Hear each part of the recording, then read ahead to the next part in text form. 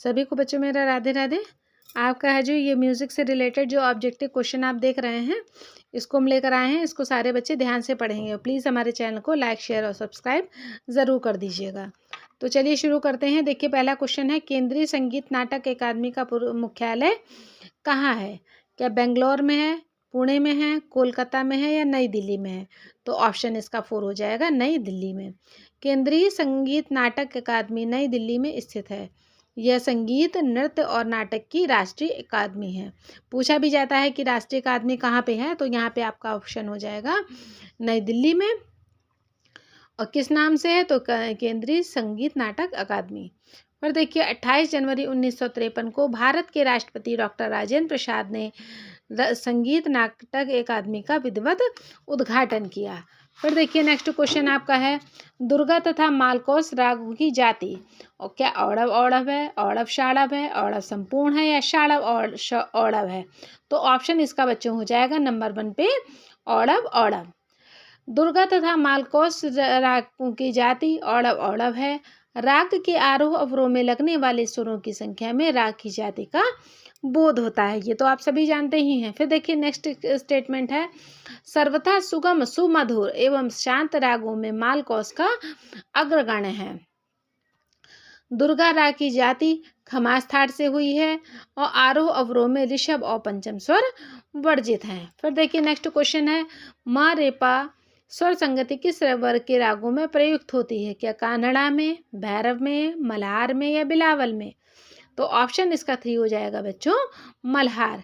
मल्हार राग, मेघ मल्हार हिंदुस्तानी व कर्नाटक संगीत में पाए जाते हैं। कहने का मतलब यही है कि मल्हार जिसके राग के आगे नाम आता है तो वो ज़्यादातर है जो इसी तरह से हिंदुस्तानी व कर्नाटक संगीत में पाए जाते हैं। दूसरा, मल्हार का मतलब बारिश या वर्षा होता है और माना जाता है कि मल्हार राग के गानों को गाने से वर्षा होती है। मारेपा का स्वर संगति मल्हार राग का है। नेक्स्ट क्वेश्चन है बच्चों, सितार में जोड़ आलाप किनके बाद बजाया जाता है? आलाप के बाद, झाले के बाद, मजीद खानी गत के बाद या रजा खानी गत के बाद? तो ऑप्शन इसका 4 हो जाएगा, रजा खानी गत। सितार में जोड़ आलाप रजा खानी गत के बाद बजाया जाता है। सितार वीणा और तंबूरा का मिश्रण है। फिर है, शोभा गोटू किस शैली की प्रसिद्ध गायिका थी?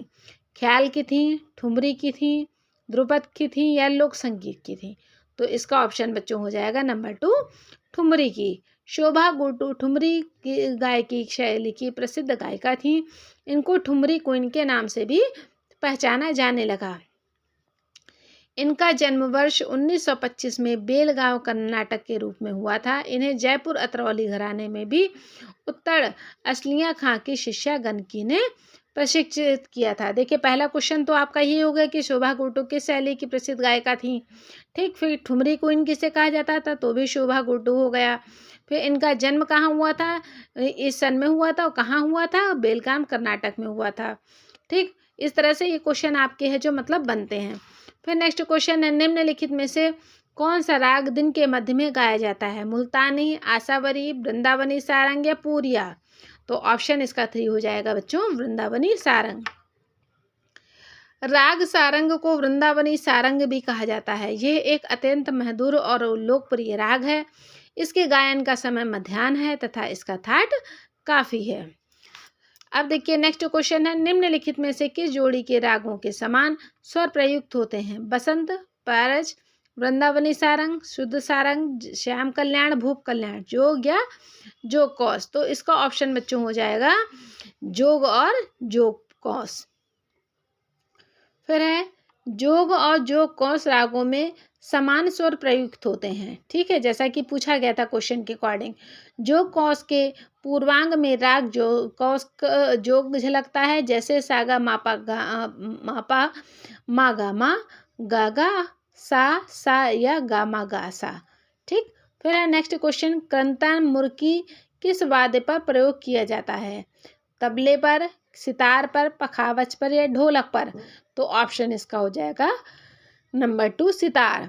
क्रंतन, मुर्गी, सितार वाद्य पर प्रयोग किया जाता है? सितार एक तत्ववाद्य है। फिर नेक्स्ट क्वेश्चन है बच्चों, सुप्रसिद्ध तबला वादक जिन्हें ग्रैमी पुरस्कार मिला है तो कौन है? अनिंदो चटर्जी, कुमार बोस, जाकिर हुसैन, नयन घोष। ये क्वेश्चन ये बच्चों बहुत इंपॉर्टेंट है और ये इन सबको है जो मेन स्टेटमेंट है जो आपको मतलब नहीं लर्न होते हैं तो उसको आप है जो अपने है जो फाइल में डायरी में इसको आप नोट करते चले जाइएगा। तो ऑप्शन इसका बच्चों है नंबर 3। जैसे पूछा जाता है ग्रैमी पुरस्कार इनमें से किसको किसको मिला, इस टाइप से क्वेश्चन आता है।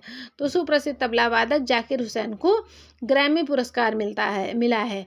ये प्रसिद्ध तबला वादक उस्ताद अल्लाह रखा खां के सबसे बड़े पुत्र थे हैं। वर्ष 2002 में इन्हें पद्म भूषण से भारत सरकार द्वारा सम्मानित किया गया। फिर है सुप्रसिद्ध गायक जिन्हें भारत रत्न से पुरस्कृत किया गया, वो कौन है? भीमसेन जोशी, पंडित जसराज, पंडित अजय चक्रवर्ती या पंडित अजय पोहनकर। तो इसका ऑप्शन बच्चों हो जाएगा नंबर 1 पे पंडित भीमसेन जोशी। पंडित भीमसेन जोशी किराना घराने के महत्वपूर्ण शास्त्रीय गायक थे। वह किराना घराने के संस्थापक अब्दुल करीम खान के बहुत प्रभावित थे। भारत सरकार द्वारा 4 नवंबर 2008 को उनको देश का सर्वोच्च नागरिकता सम्मान भारत रत्न दिया गया। फिर नेक्स्ट क्वेश्चन है, निम्नलिखित में से 15 मात्रा की ताल कौन सी है? आड़ा चार ताल, गज्झम्पा, सूल ताल या बड़ी सवारी। तो ऑप्शन नंबर 2 हो जाएगा गज्झम्पा। गज्झम्पा एक 14 मात्रा की ताल है। आड़ा चार ताल की 14 मात्रा की ताल है। सूल ताल 10 मात्रा की ताल है, जबकि बड़ी सवारी 16 मात्रा की ताल है। अतः प्रश्न के सभी विकल्प है जो इसके है जो अकॉर्डिंग है जो गलत हैं। क्यों गलत हैं? तो देखिए आड़ा चार ताल उन्होंने बताई कितनी मात्रा की है, गज्झम्पा कितनी बताई है, सूल ताल कितने की बताई है या बड़ी सवारी कितने की बताई है। ठीक है, तो क्वेश्चन ही यहाँ पे है जो मतलब 15 मात्रा के हिसाब से इसे बताया गया है। अब देखिएगा, कायदा रेला किस प्रकार बजाया जाता है? इस मतलब किस पर बजाया जाता है? कि इसराज पे बजाया जाता है, पखावज पे बजाया जाता है, तबला पे बजाया जाता है, सरोद पे जाए। कल हमने बच्चों कायदा और रेला की है जो कायदे की परिभाषा हमने आपको बताई है, जिससे कि आप समझ ही गए होंगे। जिन्होंने देखे होंगे वीडियो वो समझ ही गए होंगे कि कायदा रेला है जो किस पे बजाया जाता है। तो किस पे बजाया जाता है? ऑप्शन नंबर 3 हो जाएगा इसका तबला। फिर नेक्स्ट क्वेश्चन है 113 इसका क्वेश्चन है, ताल के प्राण हैं कितने प्राण हैं? 7 हैं, 12 हैं, 10 हैं या 15 हैं। तो ऑप्शन नंबर 3 इसका हो जाएगा 10। संगीत में ताल का मुख्य स्थान है। वास्तव में ताल ही संगीत का प्राण है। प्राचीन काल में विद्वानों ने 10 प्राण का होना बताया है। संगीत मकरंद के तालों में 10 प्राण इस प्रकार से हैं: कालो, मार्ग, क्रिया, ग्रहो, जाति, कला, लया, यति, प्रस्ताव, कश्य, च्योति, ताल, प्राणम, दश, स्मृतः। नेक्स्ट क्वेश्चन आपका है कि खंड जाति में लघु की मात्रा है? 3 है, 4 है, 5 है या 7 है। तो ऑप्शन नंबर 3 हो जाएगा 5। खंड जाति की लघु की मात्रा 5 है। राग के आरोह अवरोह में लगने वाले स्वरों की संख्या से राग की जाति का बोध होता है। फिर नेक्स्ट क्वेश्चन है, शहनाई बांसुरी वाद्यों के किस वर्ग में आते हैं? वितत, तत, सुशिर, घन वाद्य। तो ऑप्शन इसका नंबर 3 हो जाएगा सुशिर। शहनाई बांसुरी वाद्यों को सुशिर वाद्य में रखा गया है। सुशिर वाद्य वे वाद्य हैं जो फूंक के द्वारा या हवा के फूंक के द्वारा बजाए जाते हैं। फिर नेक्स्ट क्वेश्चन है, श्रुतियों की संख्या क्या है? 7 है, 16 है, 22 है या 64 है। तो इसका है जो ऑप्शन नंबर 3 हो जाएगा 22। श्रुतियों की कुल संख्या 22 होती है। भारतीय शास्त्रीय संगीत श्रुति व्यवस्था प्रतिष्ठित है। श्रुति का अर्थ होता है वह सूक्ष्म नाद लहरी जो कि कान के द्वारा सुनी जा सके। नेक्स्ट क्वेश्चन है बच्चों, मध्यम ग्राम में पंचम स्वर की श्रुति पर अवस्थित है 13 पे, 16 पे, 17 पे या 20 पे। तो ऑप्शन नंबर 2 हो जाएगा 2, 16। श्रुति के स्वर और स्वर किससे ग्राम की रचना हुई? ग्राम 3 प्रकार के बताए जाते हैं: षड्ज ग्राम, मध्यम ग्राम या गंधार ग्राम और गंधा ग्राम। मध्यम ग्राम में पंचम स्वर 16 श्रुति पर आधारित है। फिर है, किस वाद्य में सारिका जिसे पर्दो कहते हैं का प्रयोग होता है? तानपुरे पर, तबले पर, सितार पर या सारंगी पर। तो ऑप्शन इसका 3 हो जाएगा सितार। सितार वाद्य में सारिका पर का प्रयोग होता है। सितार तत्वाद्य है। इसका आविष्कार अमीर खुसरो ने किया है। फिर नेक्स्ट क्वेश्चन है, वाद्यों में कितने वर्ग हैं? 3, 4, 5 या 7?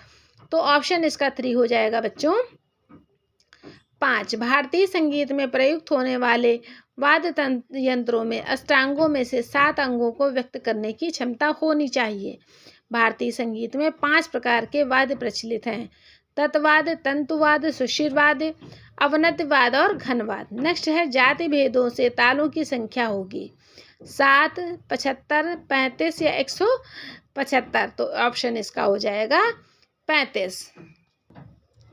तो इसका है जो 3 ऑप्शन है, जो नंबर 3 है, जो जिससे 35 दिया गया है, वो ऑप्शन आपका सही हो जाएगा। जाति भेद से तालों की संख्या 35 होगी। संगीत में ताल का प्रमुख स्थान है। ताल ही संगीत का प्राण है। संगीत मकरंद में तालों के 10 प्राण बताए गए हैं।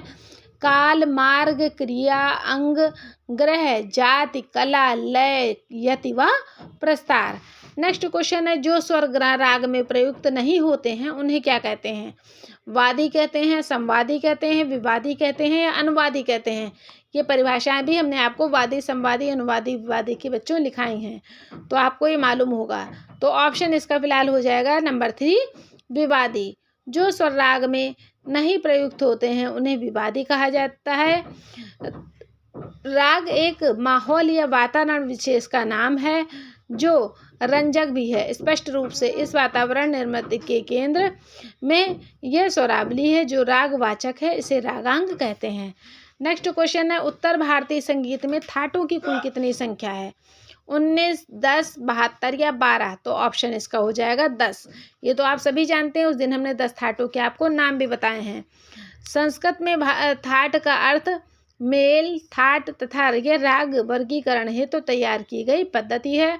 भातखंडे जी ने 10 थाट प्रचलित किए हैं जिनको कोमल, शुद्ध और तीव्र सुरों के आधार पर बनाया गया है, जैसे कल्याण, बिलावल, खमाज, भैरव, पूर्वी, मारवा, काफी, आसावरी, भैरवी और तोड़ी। नेक्स्ट क्वेश्चन है, किस वेद को संगीत का आधार माना जाता है? सामवेद, अथर्ववेद, ऋग्वेद या गंधर्ववेद? तो इसका नंबर 1 ऑप्शन हो जाएगा सामवेद। प्राचीन ग्रंथों में सामवेद को संगीत का आधार माना जाता है। सामवेद पृथ्वी पर पहला ऐसा ग्रंथ है जिसमें संगीत का वर्णन है। नेक्स्ट क्वेश्चन है, भरत ने ग्राम की संख्या कितनी मानी है? 2, 3, 5 या 7? तो ऑप्शन इसका हो जाएगा नंबर 2, 3 मानी है संज्ञा। वादी संवादी ग्रहों का वह समूह है जिसमें श्रुति व्यवस्थित रूप में हो और मूर्छना आदि का आशय हो, तो उसे ग्राम कहते हैं। श्रुति से स्वर और ग्राम से ग्राम की रचना हुई। ग्राम के 3 प्रकार माने गए हैं, षडज ग्राम, मध्यम ग्राम और गंधा ग्राम।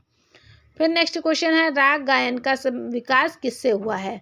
प्रबंध, जाति, मूर्छना और ग्राम? तो ऑप्शन इसका बच्चों हो जाएगा नंबर 2 पे जाति। राग गायन का विकास किससे हुआ है? जाति से हुआ है। फिर देखिए, राग के आरोह अवरोह में लगने वाले स्वरों की संख्या से राग जाति का बोध होता है। कुल मिलाकर 9 जातियां होती हैं, जिससे पता चलता है राग में कितने स्वर लगे हैं। जैसा कि आप है जो जाति की परिभाषा भी इसी तरह से होती है कि जाति किसे कहते हैं, इससे क्या पता चलता है?